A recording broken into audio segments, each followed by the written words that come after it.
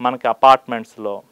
So అపార్ట్మెంట్స్లో ఎక్కువగా కిటికీల దగ్గర కానీ లేకపోతే ఇవి కానీ పావురాలు గూళ్ళు పెడుతుంటాయి.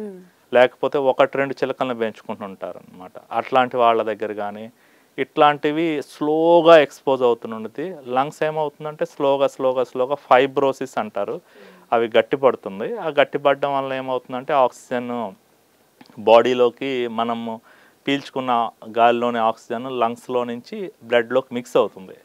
అది అంత త్వరగా జరగదు. దానివల్ల ఏమవుతుందంటే నిదానంగా ఆయాసం పెరగడం, దగ్గు రావడం ఇది జరుగుతుంటుంది. సాధారణంగా ఏంటంటే ఇవి ఎక్కువ లేడీస్ ఈ క్లీనింగ్ చేయడం ఇవి చేయడం చేస్తుంటారు కాబట్టి వాళ్ళకి ఎక్కువ వస్తుంది. మనకేంటంటే సాధారణంగా ఇది రక్తం తక్కువ ఉండి రావడమో లేకపోతే సమ్ హార్ట్ కంప్లైంట్ వల్ల రావడమో ఇట్లా ఆలోచిస్తారు.